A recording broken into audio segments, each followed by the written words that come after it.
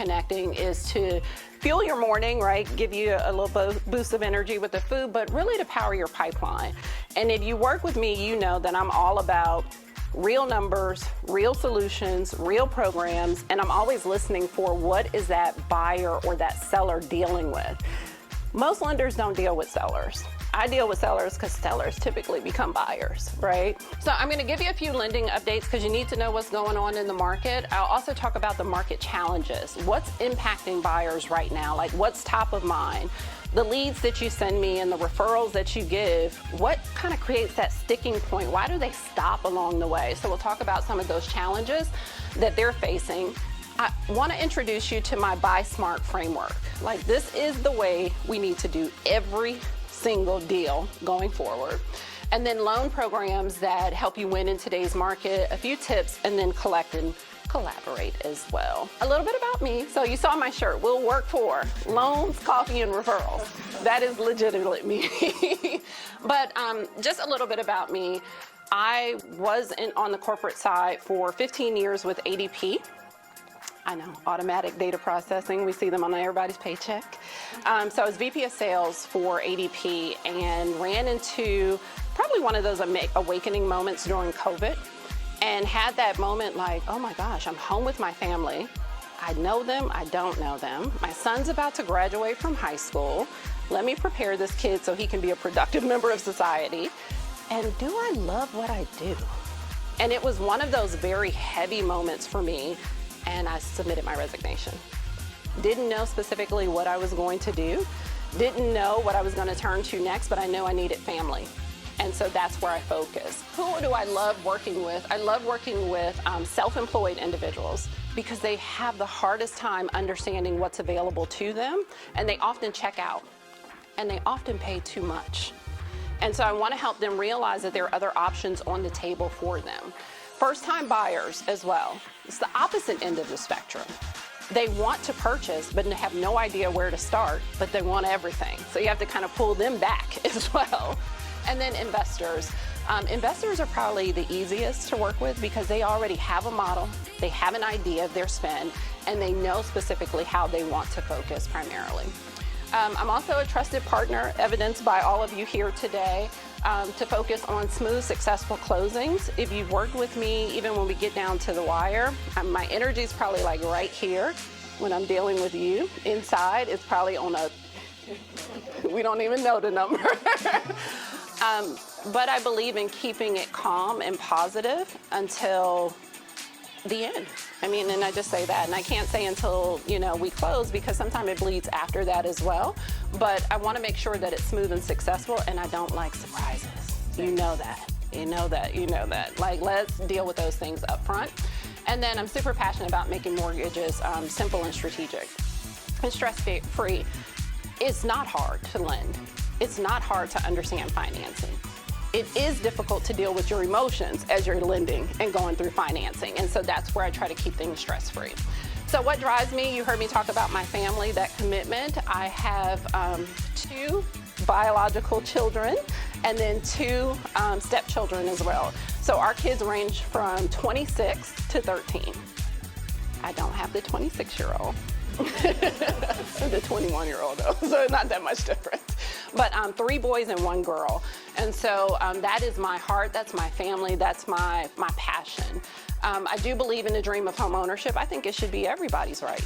I think it should be everybody's task. I think everyone should achieve it, and I want to help them to get there.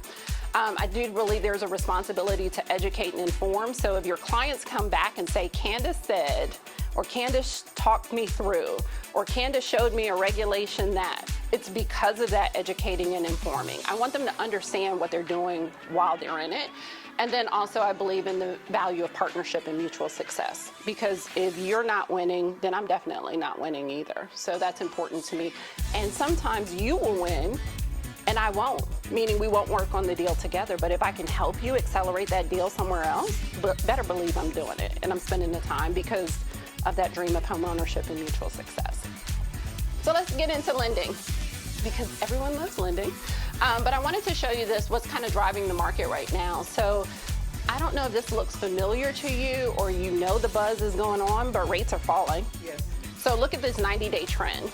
This is where it gets super nerdy. So 90-day trend here, this is conventional, and this is FHA, and I use them side by side because people always think the rate is exactly the same based on the credit score, and they're absolutely not. They're based on the program plus the credit score. But you can see where rates have, were up at 7% like 90 days ago, and then are now falling to 6.5, which is a great dip. It's the lowest that we've seen, which means that affordability has just increased for buyers, and they're not even paying attention to it. They're still calculating it based on, well, so-and-so said the rate's like 7, 8%. Not true. 6.5 before you start buying down. So keep that in mind. There's always that option too. But look at FHA. And a lot of people say, I have the money to put down more, but why would I go with an FHA loan? Well, I would say the difference between a 6.5 and a 6.1 calculated is probably about $200+ per month. So if I'm a buyer and I'm qualified to do so, I'm going FHA and I'm gonna refinance, right, at a later date, if the numbers make sense.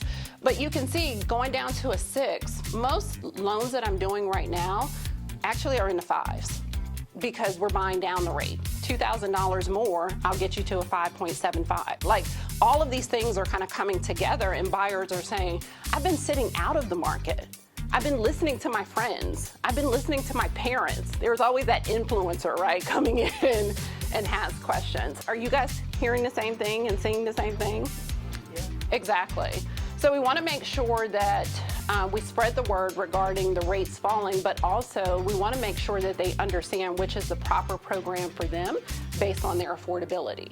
The other question I always get is, what impacts the interest rate? Why does it continue to change? Are we still waiting on the prime rate? Well, prime is what you hear the Federal Reserve talking about, right? Or threats to the Federal Reserve. But talking about, the prime rate. Mortgage rates are a little bit different. They're driven by the economy, number one, so supply and demand. That's just how our economy is structured. It doesn't mean just real estate or housing, it's everything, goods and services. Inflation, is it high, is it low? How much are things costing in comparison to how much do people actually earn? And then the bond market. The bond market is that stable kind of treasury bond that runs behind the scenes that drives high yield savings accounts. So when you start to see those numbers go up, you know that there's an impact on mortgage rates as well. But it's important to know kind of where rates are. There's opportunity for us to have those conversations, but also to help do those quick calculations as they go through. All right, so here are a few guideline updates that I want you to be aware of because they do impact you, and they will impact those rates that you just saw. Number one, the conforming limit for a one property unit for a conventional loan is now $806,000. So keep in mind, even the loan programs have rate caps, loan amount caps. So this is not the purchase price, this is the actual loan amount. So meaning it could still be $1 million home, but at the same time, the max is 806. The other thing that's working for you right now are the credit score models. So on the conventional side, we moved from just using the standard FICO to the Vantage 4. Big deal, because it takes into consideration the whole person, rental history payments. It's pulling in additional information, insurance payments. It's pulling in information from not necessarily things that would show up on the credit report, but that the person is doing on a day-to-day basis in order to live and survive. Like, that tells a true story of an individual. Because some people don't even have credit, to be honest with you. And so when they don't have credit, then I have to build a credit portfolio for them, but it's based on their rental history, their car insurance payments, life insurance payments, things that go unseen but are required to live and survive. Question for you, Vantage Score 4.0, where would we find out more information about that? And does the general public have access to their Vantage Score? They do not have it. That's the lender score. Okay. Your lender, me, would have that. I'm just teasing. Would have that. But it's a different scoring model. So what you'll start to see is companies like Zactus, that's who we use, for example, to pull, most people use them, in order to pull credit reports. They're changing their model.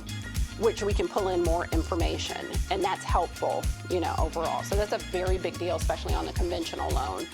And then the other thing, you know, people always say, you say I make too much money to qualify for any programs. I want you to look at this loan limit now. This area median income is now $90,800, right? That's the new max household income cap. What was it before?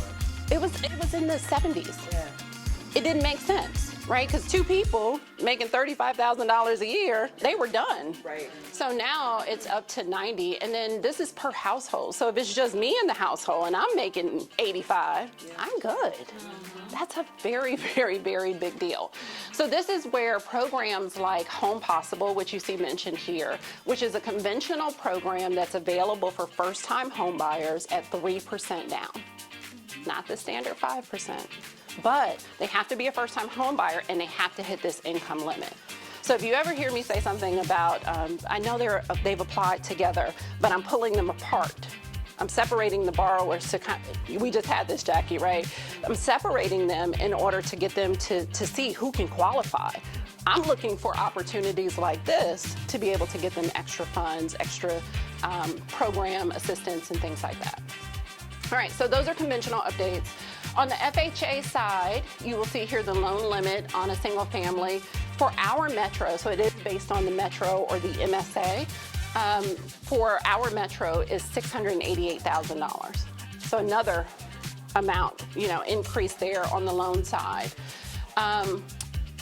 They did, which I think I saw last, the average home price in Metro Atlanta is like $437 right now. Sounds all right. So definitely can go for an FHA loan. They can even splurge a little bit and go, you know, to some of the areas that they thought were unaffordable and still qualify. Borrow eligibility, so non-permanent residents are no longer eligible for FHA financing. That is a huge deal. That is a huge deal. Just knocked out probably about 30% of the population from being able to purchase because they're here in a non-permanent status but are working every day, contributing to the economy, to society as well.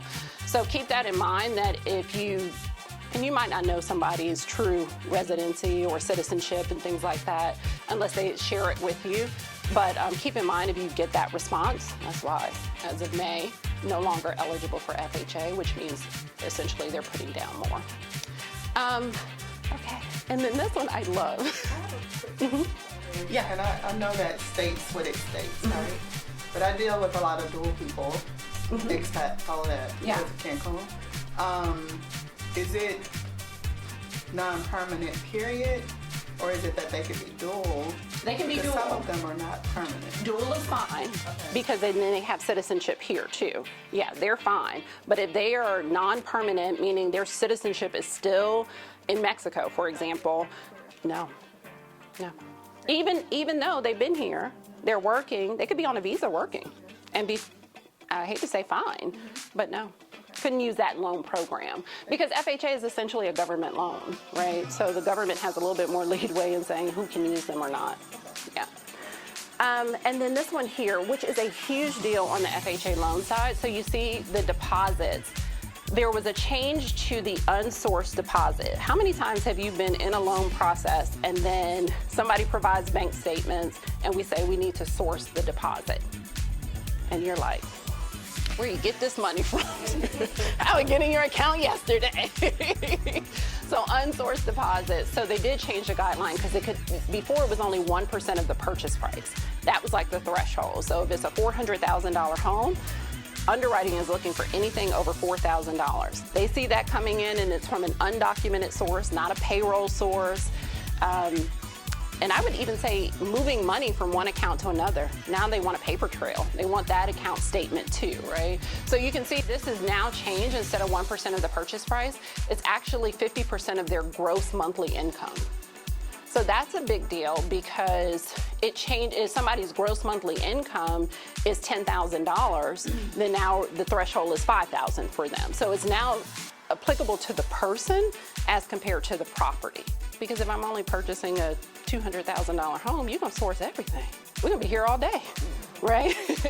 And we know that people money finds its ways to accounts before closing. So let's just be real. It does find its way. And sometimes I'm like, okay, thank you. Thank you. Yeah, you're gonna close, but okay.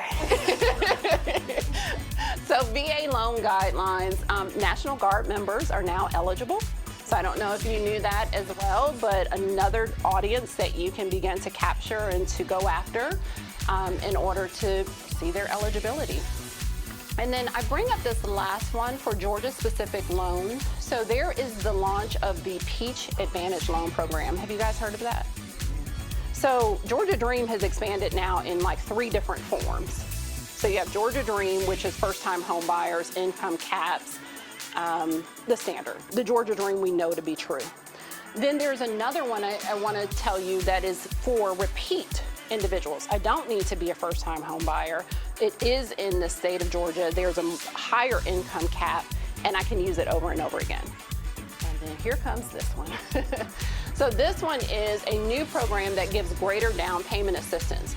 So the down payment assistance now ranges from 2 to 5%, and then also you can go up to $650,000.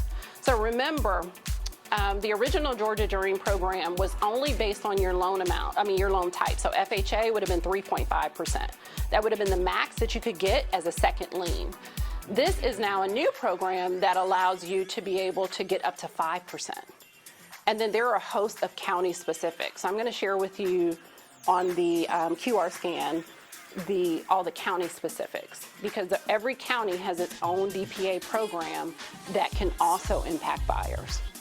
And what's the first question that we always get? Is there any down payment?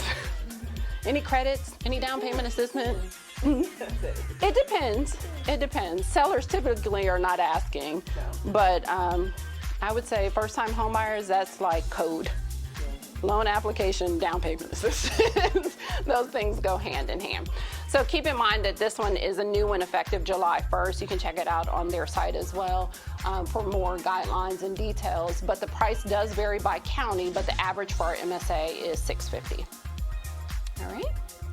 So with all of those lending updates, here are the challenges that we're facing. And so what we're going to talk about now is just how to address those. So for buyers, it's still the affordability challenge. We're still dealing with the gap. Rates have come down, debt has gone up. If we get the debt down, credit score improves, rates have gone back up. So we're playing that mixed game here for their affordability. There's economic concerns. If I talk to most buyers today, they're concerned about their job, the stability of their income. They're concerned about just the economy as a whole, what's going to happen next. And then they're getting social influence. So we just talked about InvestFest, right? Happening this weekend. There are a lot of intentions and there are a lot of dreams that just happen in that environment. People are hot with, I'm going to do something. This is my year. Maybe I'll do credit repair in order to boost my score, in order to get, before they start doing all of that, our messaging has to be very, very specific, that there are options that are available to you. Don't be influenced by just the social hype. And all of you are on social, I know, and you're always educating and sharing, but I do want you to keep that in mind, just the social influence that's happening behind the scenes. The challenge for sellers now is attracting those qualifying buyers, but also being able to make their move.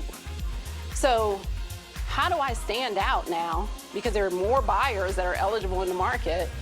And then how do I make my house the house? And I'm not talking about the aesthetics of the house. I'm talking about the financial aspect of the house. And then being able to make the move because I'm selling because I want to go somewhere. So how do you unhook me from this house? I'm going to share with that. And then the last one is leveraging financing solutions to create win-win deals. So how do we do that? We do that with the Buy Smart framework.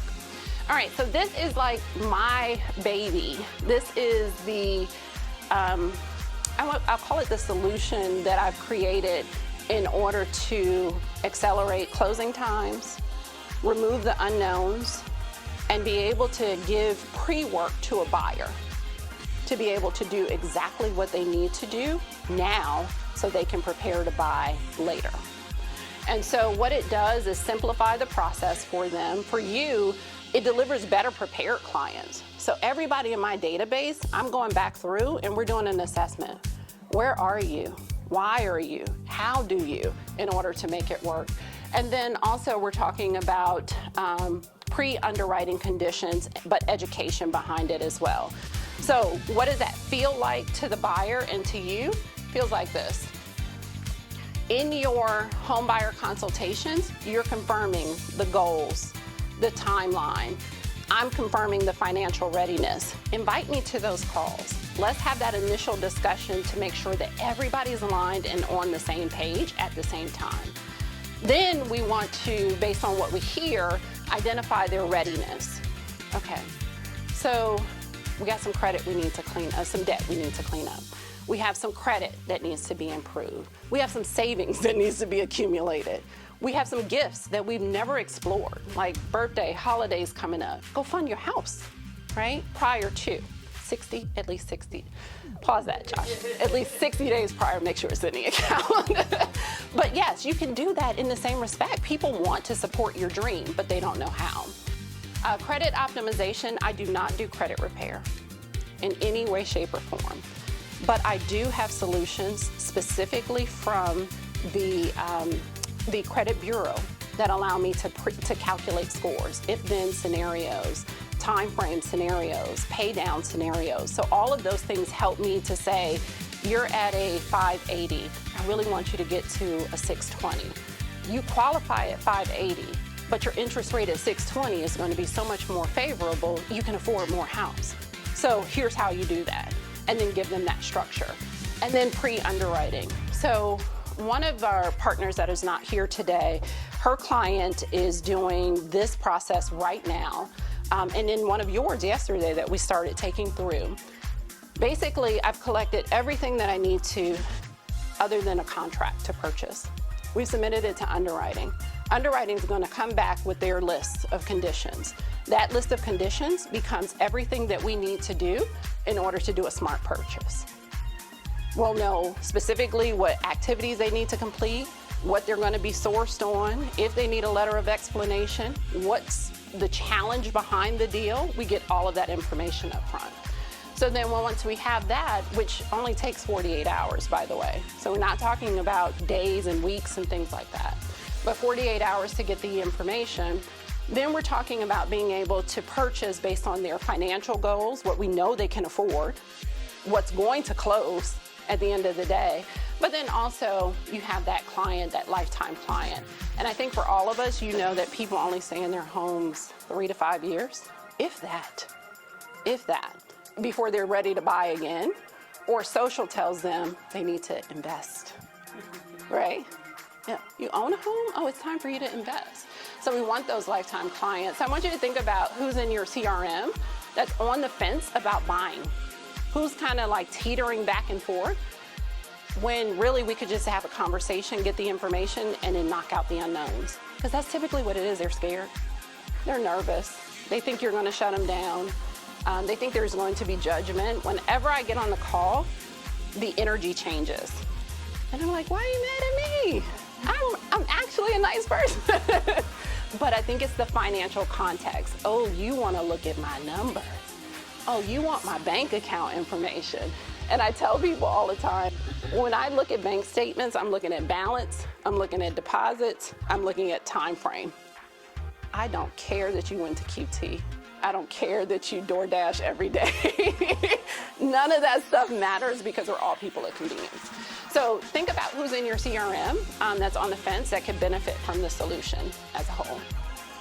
All right, so I want to introduce you to a few loan programs that are going to help us to be able to do this and be able to put people in the right direction, and to give you some terminology and some quick characteristics that you can say, oh, that's her, or that's him, or they need that, or I didn't know that exists.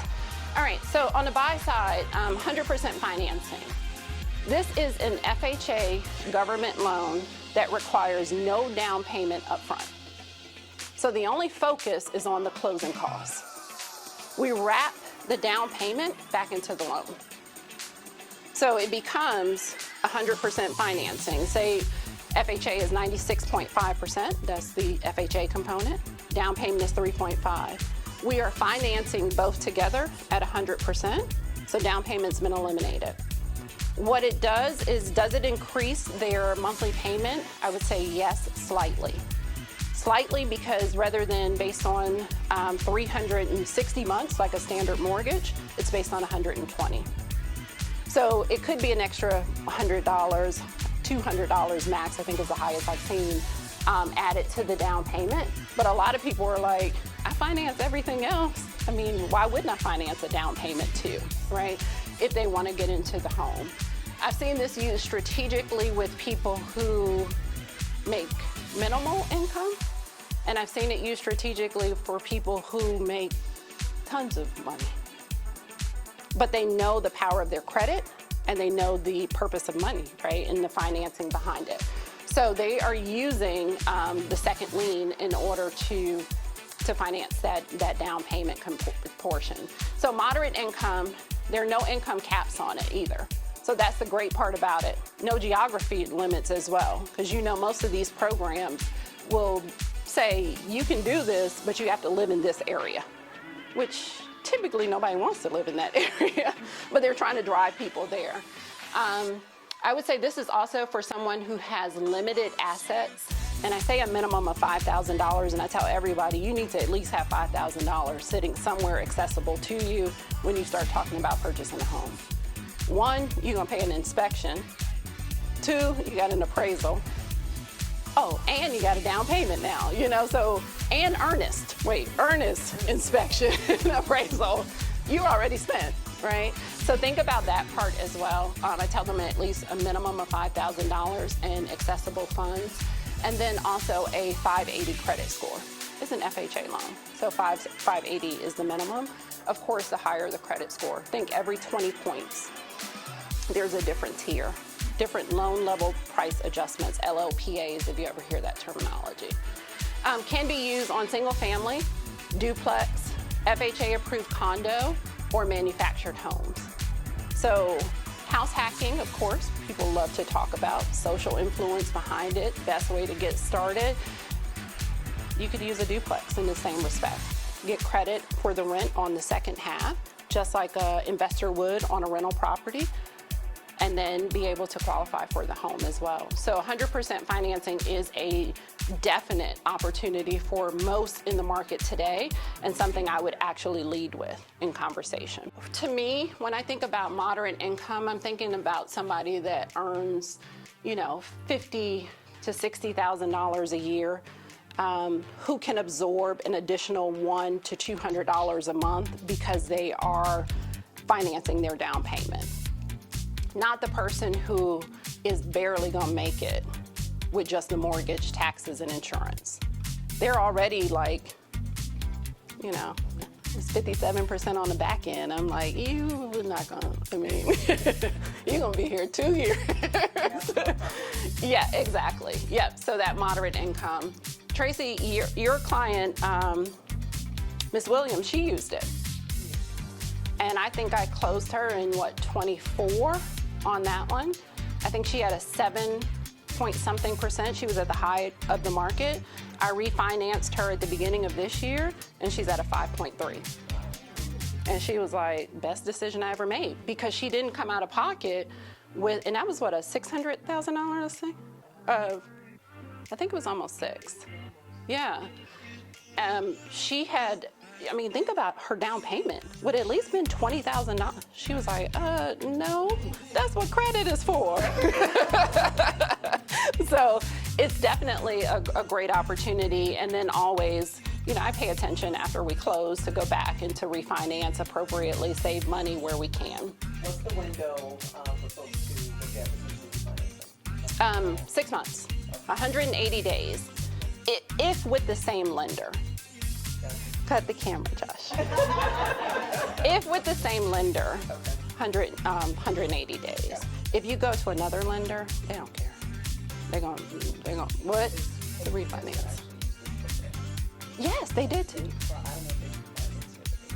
I did look at her, I looked at her numbers, yeah. It wasn't enough room at this point for them to save. Like when I think about refinancing somebody, honestly, I'm looking for them to save at least $200 to $300 a month. To me, that's enough, like, oh, I feel good about this. $100 a month, I mean, you're gonna blow that anyway, you know what I mean? But I look for that window like, oh, okay, 200 to 300 plus, okay, yeah, this makes sense for that person. I wanna introduce you to the 1% down. And so, one of the questions I always get is, why are you always trying to help people put less down? A couple of reasons. I know, right? Why not? People say that. They want to know what's in it for me. They think it's something in it for me. If you don't put, right, I'm like 1% down, 100% finance, and no money down, it's a great thing. Some people, they're curious because they want to know, it's not the norm. They're used to hearing 20%, which is so wrong. The average is 5% that people put down. No matter what the loan type. No matter the loan type. No matter if it's FHA, conventional. Nobody is putting down 20% unless they're selling a property in order to reduce the mortgage on the new property. That's typically because they have the cash. They don't want to do capital gains on it. They don't want the money just sitting there and you blow it after a while too. And even if you try to shelter it in a 1031 exchange, you want a time frame. I've done that before and had to end up eating it in taxes, you know? So it's trying to play the market when rather just put the money down into the new house. But typically 5%. So people ask that question and I tell them, I have owned 7 properties in my lifetime. I've never put down more than 5%. Never in my life. Always have sold with a minimum of $50,000. Highest one was the one I had to eat, and that was $275,000 that I made on the property. But I mean, it's the reality. Put down as little as you need to, right? Build the equity, make a smart investment.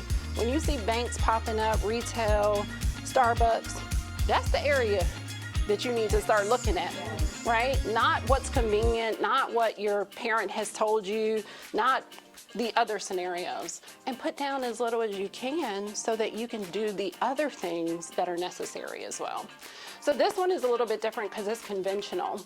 And this one is a 1% down because there's a grant, as you can see here, which means I don't pay it back, for 2% or up to $4,500.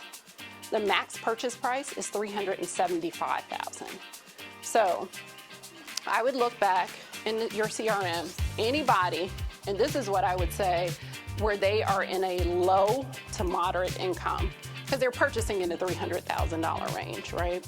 So low to moderate income, I would look for those individuals.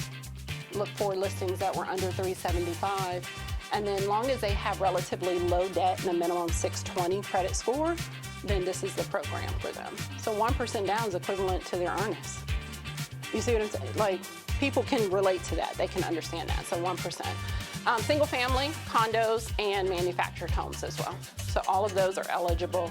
Keep in mind there is that income cap, that $90,800. All right.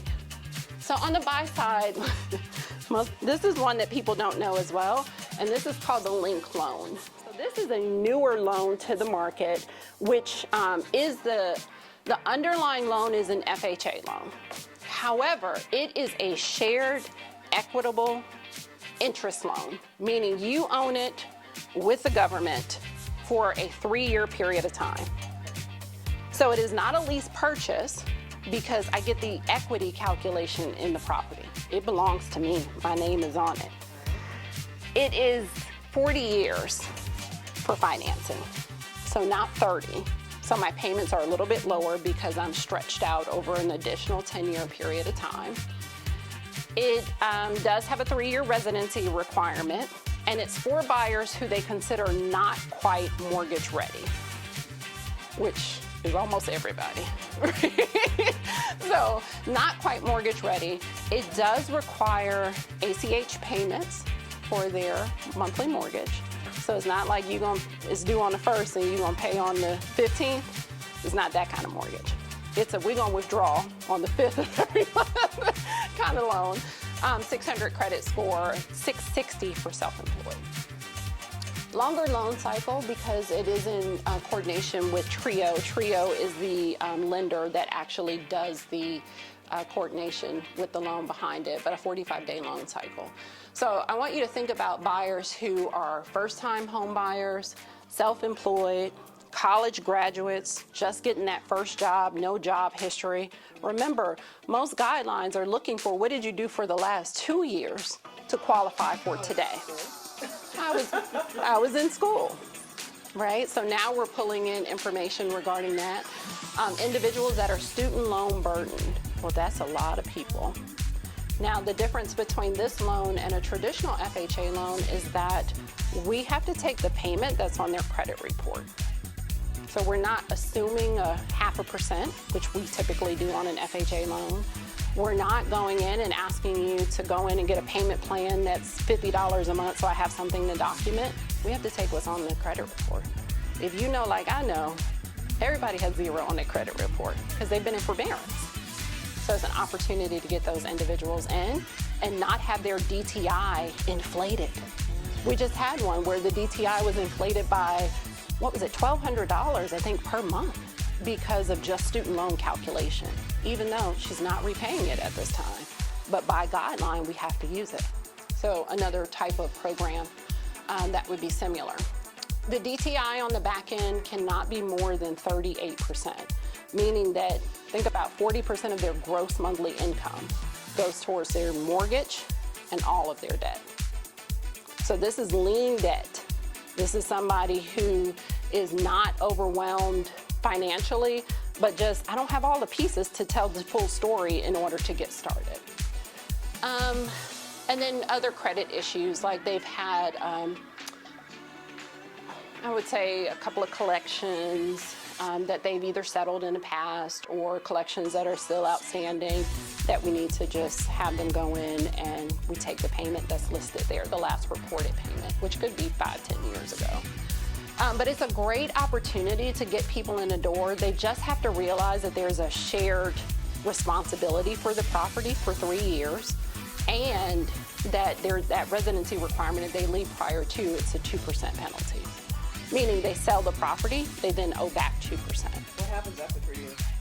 It's retitled into their name only. So it's just a titling thing. They don't have to requalify, they don't have to repay, they don't, because it was theirs from the start.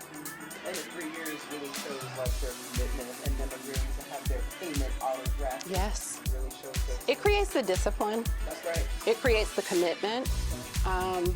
And if I had anybody that was considering doing a rental or a lease purchase, I would tell them about this opportunity first because they get shared equity. And at the end of the day, that's really what real estate ownership is about. I mean, you live in the house, it's great. But at the end of the day, you want the equity when it's time. When it's time to cash out, you're like, how much? How much? So this is the, on the buy side, it's called the link loan. So I'll send you information on that one. All right, let's talk about on the seller side real quick. So on the seller side, I want to introduce you to the seller pre-lock.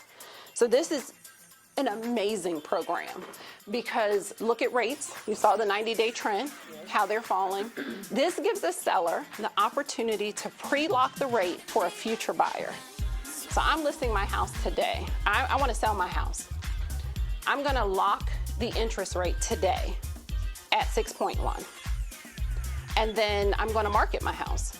Whoever purchases that house inherits that interest rate, not the interest rate that that it would be 30 days from now or 45 days from now or after I've made 3 price changes to this, to this listing. They inherit that rate. There is a fee. It is $9.95 for the lock. It's reimbursed if they go and purchase with the same lender. So I'm selling, of course. I'm buying, hopefully I'm not renting. I'm selling. Some people do. They've been doing it a lot lately. I think it's a debt issue. I think it's a debt cleanup issue. But yeah, I'm selling, and then if I'm buying, it's reimbursed back to me. And then you can market it in special, in the remarks or comments as special financing. Yep. So it's important, we talked about the interest rate, we talked about affordability gap, we talked about the listing differentiators, but it applies to all of the loan programs that you see there. So VA, FHA, and conventional buyers. So there's no real knockout for how you can't use this type of opportunity, but also it doesn't knock out who can come purchase from you, right, to get that interest rate as well. And you can use it on all the properties here. So I looked at this listing, and it's none of yours, but I don't want to call a person out. But I just found it online.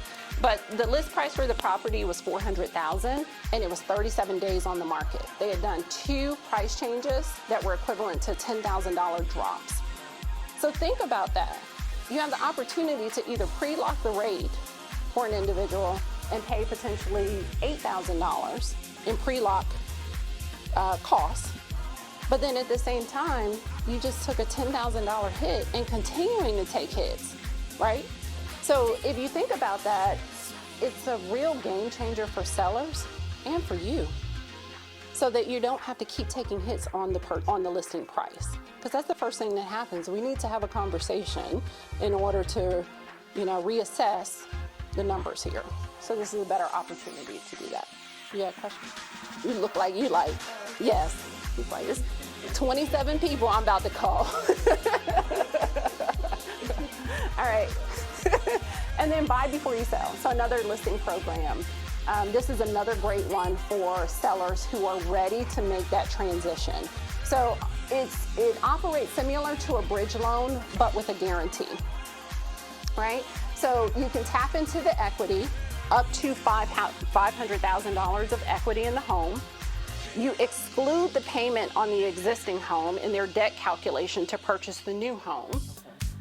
They go shopping with you in order to find that new home.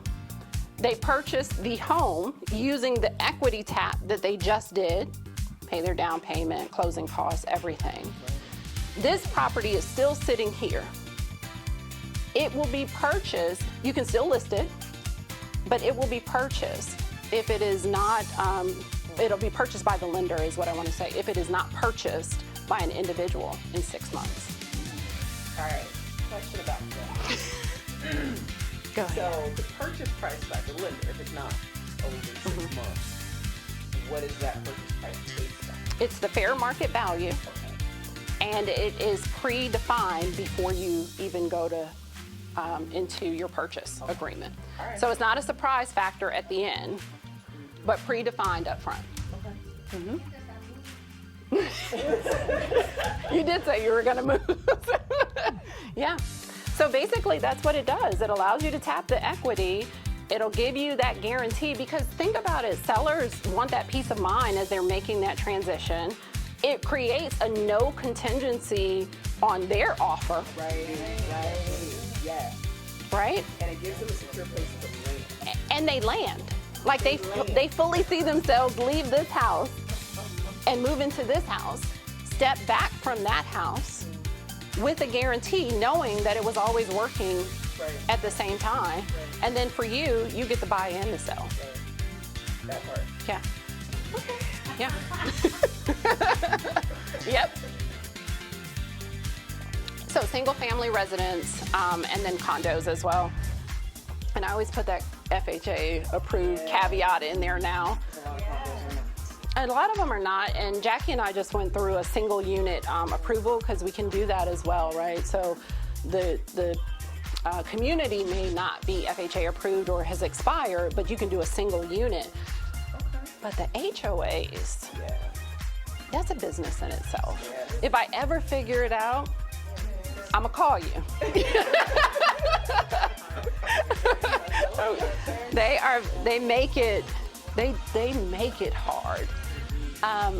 But this is a great opportunity as well for sellers, because that's what's happening, right? Sitting on the market longer, they want to go shop, scared to go shop, waiting on the other offer to come in, have to put in the contingency clause. They're stressed. It takes the joy out, and then after a while, what do? They end up staying. Yeah, just take it off the market. Let me just take it off the market. We'll just stay here. Maybe we shouldn't be going anyway. Whatever it is. The contingency puts them at a disadvantage. Buyers aren't going to want to wait. Exactly. Then they're not going to want to wait 2 months For you to figure it out. Yeah. for you to find something.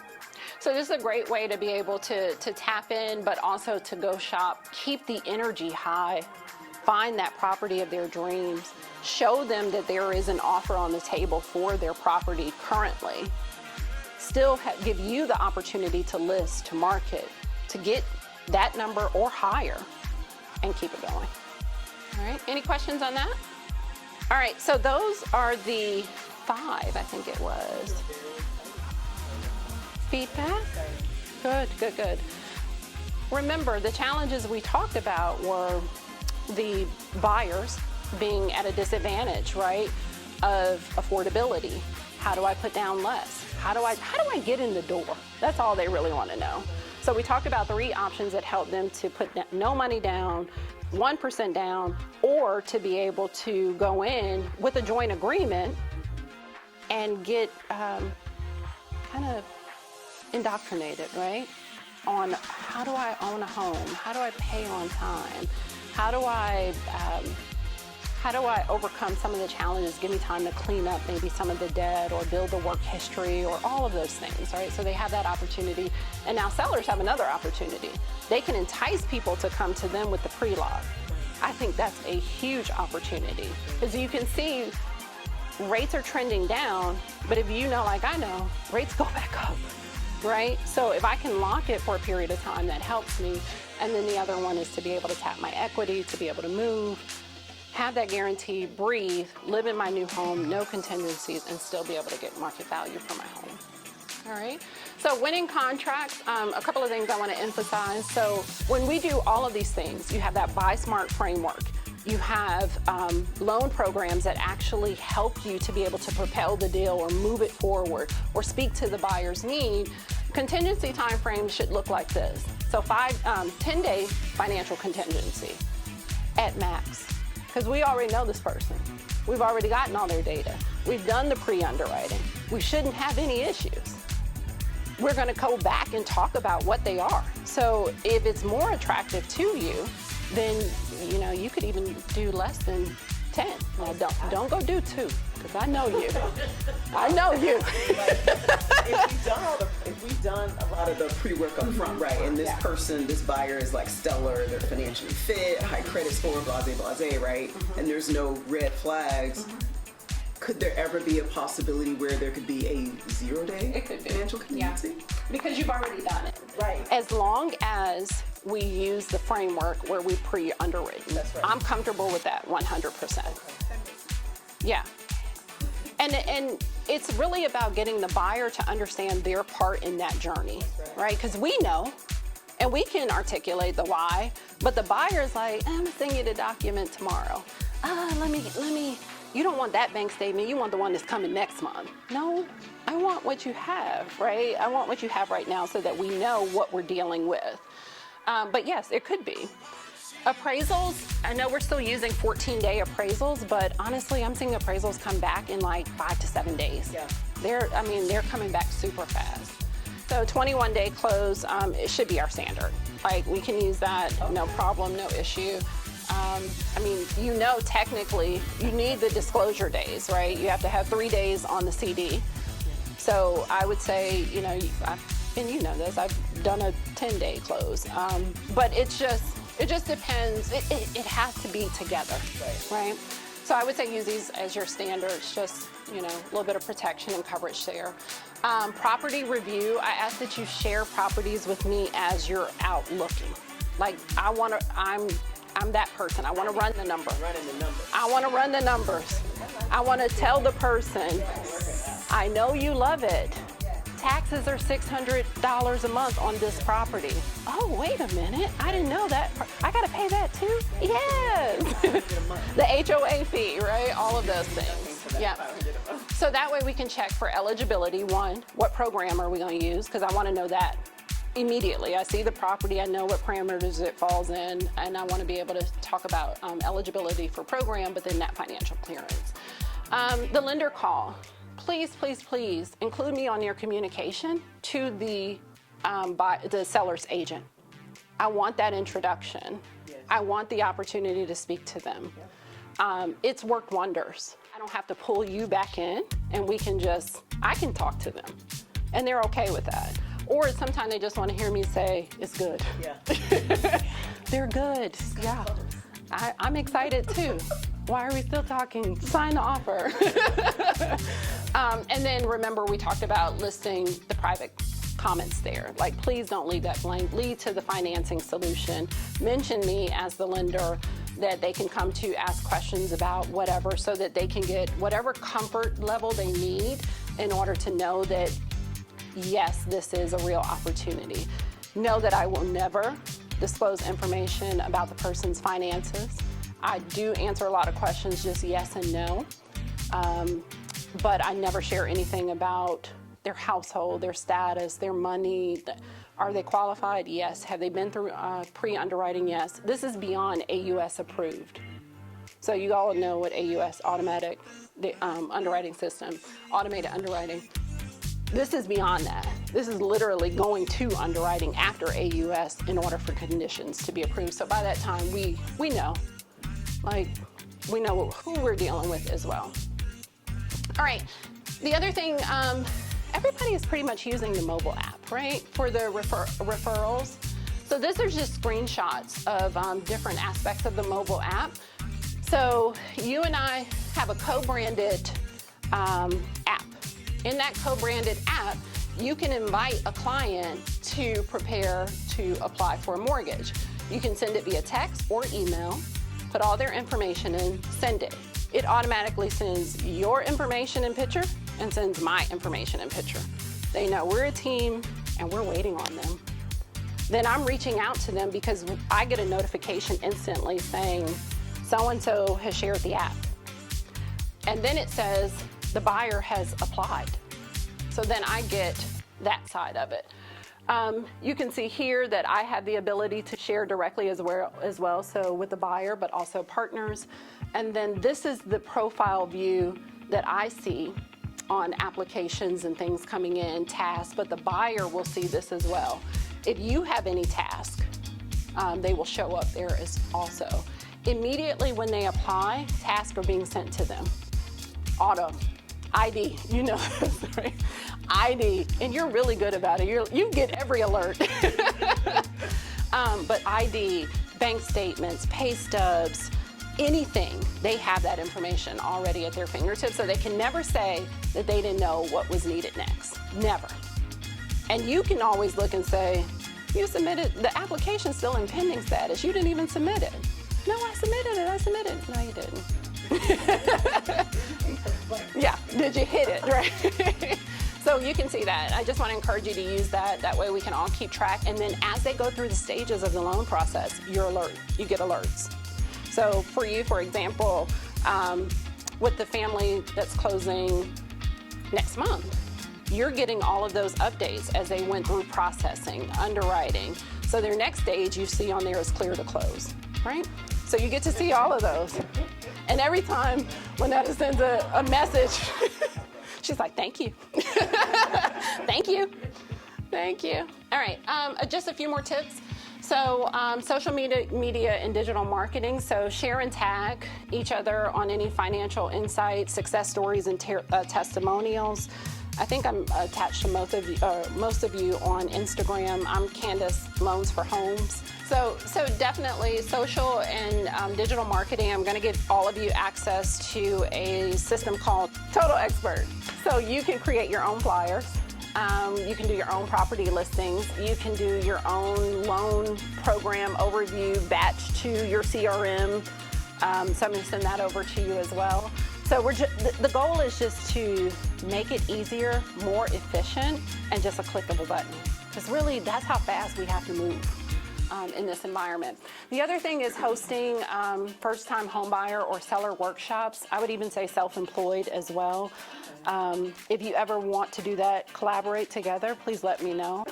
It is a great opportunity to hear the questions that people ask. You know, we know a lot, but then we forget that other people, you know, are doing that as well. Keep it at a time, I would say, no more than an hour. So really 40 minutes of information, because that's all they can really take in. And then a serious call to action. And that helps people to either commit, like the 2 driving marks you always see in my presentations. I'm ready, let's go. Click the link to apply. I need to have a conversation. Like they should be doing 1 or 2 things at the end of those workshops. And then the other thing was that pre-approval. I can't stress that enough, just doing the work, getting everything where it needs to be so that they know, and building their confidence. I think that's the other thing too I'm saying. Buyers, like they want it, it's a dream, but their confidence is extremely low because social influence is telling them that they're not doing it the right way. And they should be doing it either for nothing or they should be doing it another way. And it discourages a lot of people, to be honest. And then they talk to you or they talk to me and they're just like, oh, wait a minute, I should have did this years ago. I just renewed my lease. And like, you want to choke them. You want to choke them. All right, so these are the 2 that I'm doing this month. So I'm doing one on 100% financing. This one always, every time I put it out there, generates tons of registrations. And I do a little bit of promo behind it, but I think people just they see that 100% financing and they know. And then the other one is for self-employed, that one as well. I do send it out to a number of financial planners and also send it to, I would say, some influencers, that always talk about house hacking and things of that nature. So they always drive people to those webinars. I would say on them, registrations, you'll probably get about 50 to 70 people. And then of that, you may get 20 that actually show. I was doing them at 10 o'clock in the morning on Saturdays, and I found that people were still asleep or forget. So now I'm doing them in the evening to kind of capture, still got some energy and attention. Financing freedom is definitely helpful for self-employed because now I'm running through not only what loan programs are available to you, but what your documentation needs to look like now. And then how to prepare. And, a lot of people are grateful for that. They're like, oh, so I don't need to talk to you for 90 days. I don't care what you do. Figure it out. That is all I have. That's all I have. I thank you for spending time with me. I thank you just for being who you are authentically and showing up the way we do as partners, but also for our clients. I don't take it lightly when people purchase. I've sat at tables where people, and I know you have too, where people are crying because nobody knows that they're buying except them and the people in the room. That still gives me chills because they didn't have the confidence. They didn't have the family legacy. They're breaking generational curses. And so for me, that is a privilege to be able to be a part of those opportunities. And then also just to see people mature financially in those moments. Financial literacy is not something that is taught in the education system and oftentimes not discussed in households. And so people are still at very grown ages trying to figure out how to be financially responsible. So I don't take it lightly that it is an honor and a privilege. And I saw this quote and I thought it was amazing. So, and I think this applies to all of us. Your purpose is not the thing you do, it's the thing that happens in others when you do what you do. And so if we keep that true, we can help everyone. And we know that homeownership is not for everyone in that moment, but it doesn't mean they can't benefit from the information to be able to use later. So thank you for being here with me. Thank you. Yay. Oh, thank you.